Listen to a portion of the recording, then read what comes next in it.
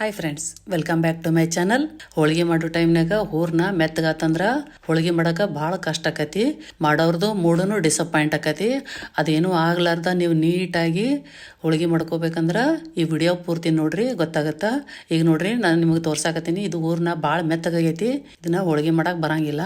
ಅದಕ್ಕೆ ನಾವೇನು ಮಾಡ್ಬೇಕಂತಂದ್ರೆ ನ್ಯಾಚುರಲ್ ಆಗಿನ ಗಟ್ಟಿ ಮಾಡ್ಕೋಬೇಕು. ಇದನ್ನ ಯಾವುದೋ ಪುಡಿ ಹಾಕೋ ಅವಶ್ಯಕತೆನೇ ಇಲ್ಲ. ಕೆಲವೊಬ್ರು ಏನು ಮಾಡ್ತಾರೆ, ಅವಲಕ್ಕಿ ಪುಡಿ ಮಾಡಿ ಹಾಕ್ತಾರೆ, ಕೆಲವೊಬ್ರು ಪುಟಾಣಿ ಪುಡಿ ಮಾಡಿ ಹಾಕ್ತಾರೆ. ಅದನ್ನೆಲ್ಲ ಹಾಕಿದ್ರೆ ನಮ್ಮದು ಒರಿಜಿನಲ್ ಹೋಳಿಗೆ ಟೇಸ್ಟನ್ನು ಕೆಟ್ಟು ಹೋಗತಿ.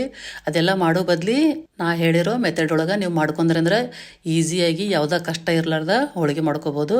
ಒಂದು ಕಡಾಯಿಗೆ ನಾವೇನು ಹೂರ್ನ ರುಬ್ಬಿಟ್ಕೊಂಡಿರ್ತೀವಲ್ಲ ಅದನ್ನು ಹಾಕ್ಕೊಂಡು ಕೈ ಬಿಡ್ಲಾರ್ದಂಗೆ ಕೈ ಆಡ್ಸ್ಕೊಂತ ಹೂರ್ನ ಗಟ್ಟಿಯಾಗೋ ತಕ್ಕನ ಬೇಯಿಸ್ಕೋಬೇಕು. ಅದಕ್ಕಿಂತ ನೀರಿನ ಅಂಶ ಎಲ್ಲ ಹೋದ್ಮೇಲೆ ಗಟ್ಟಿ ಆಗುತ್ತೆ. ನೀವು ನೋಡ್ತಿರ್ಬೋದು. ಈ ಟೈಮ್ ಒಳಗೆ ನಾವು ಸ್ಟವ್ ಆಫ್ ಮಾಡ್ಕೋಬೇಕು. ಇಷ್ಟು ಸಾಕು. ಜಾಸ್ತಿ ಗಟ್ಟಿ ಮಾಡ್ಕೊಂಡ್ರೆ ಹೋಳಿಗೆನೂ ಭಾಳ ಬಿರುಸಾಗ್ಬಿಡ್ತಾವು. ಇದು ತನಗಾದ್ಮೇಲೆ ಇನ್ನೂ ಸ್ವಲ್ಪ ಗಟ್ಟಿ ಆಗುತ್ತೆ. ಈಗ ನೋಡ್ತಿರ್ಬೋದು ನೀವು. ಇಷ್ಟ ಆತಂದ್ರೆ ನೀವು ಆರಾಮಾಗಿ ಹೋಳಿಗೆ ಮಾಡ್ಕೋಬೋದು, ಯಾವುದೇ ಕಷ್ಟ ಇರ್ಲಾರ್ದ. ನೀವು ಇನ್ನೊಂದು ತಿಳ್ಕೊಳ್ರಿ, ಎಷ್ಟು ಹೂರ್ನ ಮೆತ್ತಗಾದ್ರೂ ಸತ್ಯಕ್ಕೆ ಗಟ್ಟಿ ಆಗೇ ಆಗುತ್ತೆ. ಅದಕ್ಕೆ ನೀವು ಯಾವುದೋ ಹಿಟ್ಟು ಹಾಕೋದು, ಅರ್ಬಿ ಒಳಗೆ ಹಿಂಡೋದು ಅವಶ್ಯನ ಇಲ್ಲ. ಕೆಲವೊಬ್ರು ಏನು ಮಾಡ್ತಾರೆ, ಅರಿವಿ ಒಳಗೆ ಹಾಕಿ ಹಿಂಡ್ತಾರೆ. ಅದಂತೂ ದೊಡ್ಡ ಕಷ್ಟದ ಕೆಲಸ. ಈಗ ನೋಡ್ರಿ, ನೀವು ನೋಡ್ತಿರ್ಬೋದು. ಈ ಥರ ಉಂಡಿ ಟೈಪ್ ಆತಂದ್ರೆ ನಿಮ್ಗೆ ಆರಾಮಾಗಿ ಹೋಳಿಗೆ ಮಾಡ್ಕೋಬೋದು. ಈಗ ನಾನು ನಿಮಗೆ ಹೋಳಿಗೆನೂ ಮಾಡಿ ತೋರಿಸ್ತೀನಿ. ಬರ್ರಿ, ನಾನು ಈಸಿ ಆಗಲಿ ಅಂತ ಎಲ್ಲನೂ ಈ ಥರ ಉಂಡಿ ಮಾಡಿ ಇಟ್ಕೊಂಡೀನಿ. ಇನ್ನೊಂದು ತಿಳ್ಕೊಬೇಕು ನೀವು, ಹೂರ್ಣ ಮತ್ತು ಕನಕ ಎರಡು ಸೇಮ್ ಕನ್ಸಿಸ್ಟೆನ್ಸಿ ಇರಬೇಕು. ಒಂದು ಮೆತ್ತಗೆ ಒಂದು ಗಟ್ಟಿ ಆತಂದ್ರೆ ಹೋಳಿಗೆ ಮಾಡೋಕೆ ಬರೋಂಗಿಲ್ಲ. ಈಗ ನೀವು ನೋಡಕತ್ತಿರಲ್ಲ, ಈ ಟೈಪು ಒಂದು ಸ್ವಲ್ಪ ತಟ್ಕೊಂಡು ಆಮೇಲೆ ಕೈಯಾಗಿ ತೊಗೊಂಡು ಹೂರ್ಣದ ಉಂಡಿ ಒಳಗಿಟ್ಟು ನೀವು ವಿಡಿಯೋದಾಗ ನೋಡಕತ್ತಿರಲ್ಲ, ಈ ಥರ ಒಂದು ಸ್ವಲ್ಪ ತಟ್ಕೋಬೇಕು ದಂಡಿಯಿಂದ. ನಾವು ಮೇನ್ ಇಂಪಾರ್ಟೆಂಟ್ ಅಂದ್ರೆ ದಂಡಿಯಿಂದನೇ ಲಟ್ಟಿಸ್ಕೋಬೇಕು, ನಡು ಲಟ್ಟಿಸ್ಕೋಬಾರ್ದು. ಈಗ ಲತ್ತಿಗುನಿ ತೊಗೊಂಡು ಲಟ್ಟಿಸ್ಕೋಬೇಕು.